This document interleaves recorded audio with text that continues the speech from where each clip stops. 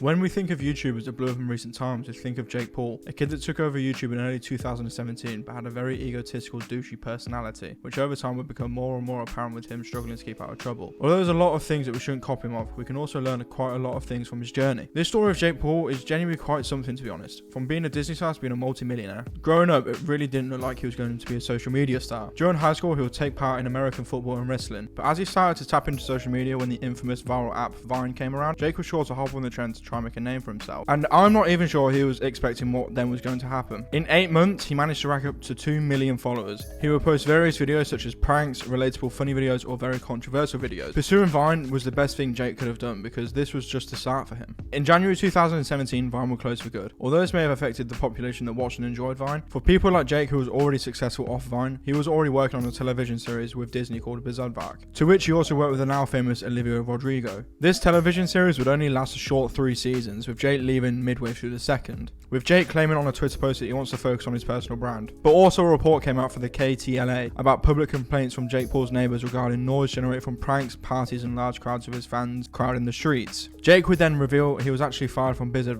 by Disney. Becoming edgier with my content. I don't know if they were having someone scan my videos full time, but I'm guessing they were. They basically called me and were like, yo, what's going on? What's going on? And I just explained the situation and they were like, okay, we want to expedite this process of weaning you off the show. And I was like, yeah, that's fine, but it's going to look like you guys fired me. And they were like, we can say that we mutually parted ways and blah, blah, blah. And that's the reality of the story. This was most likely caused by the bad reports that were coming out about Jake at the time. After leaving Disney, he was committed to YouTube, and to be fair, he had solved YouTube and was making an absolute killing. His channel was growing so fast, it was something no one has ever seen before. In just under a year, he would achieve 10 million subscribers. During this time, to aid his subscriber count, he released various music videos, one of which being called It's Everyday Bro, which got the attention to pretty much everyone at the time, to his target audience being young teenagers, to already famous YouTubers reacting to it like PewDiePie.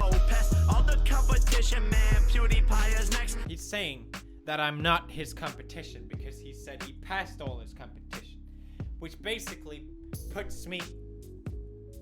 The reviews were very mixed just because the whole video came across really douchey and even somewhat cringe. Even some of the lyrics just back this point up. But with 291 million views, this sure did help Jake to become the talk of social media. No matter what, somehow Jake was always going to be talked about. He would then go to release more singles on YouTube. Just to name a few, there was Malibu, My Teachers, Randy Savage and Cartier Vision. But these didn't have nowhere near the same effect as Everyday Bro did. But as I said, Jake was always in some sort of controversial conversation, with the biggest standout being the looting situation, to which it was leaked that he was out amongst the people that were looting that night. The story went like this.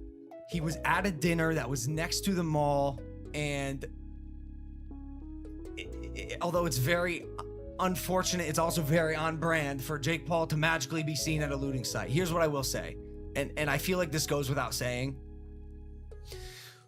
While I condemn the fact that he was at a looting site and stuck around long enough for videos to be taken where it looked like he was kind of just hanging out, you are a fucking moron if you think my brother was actively participating in looting.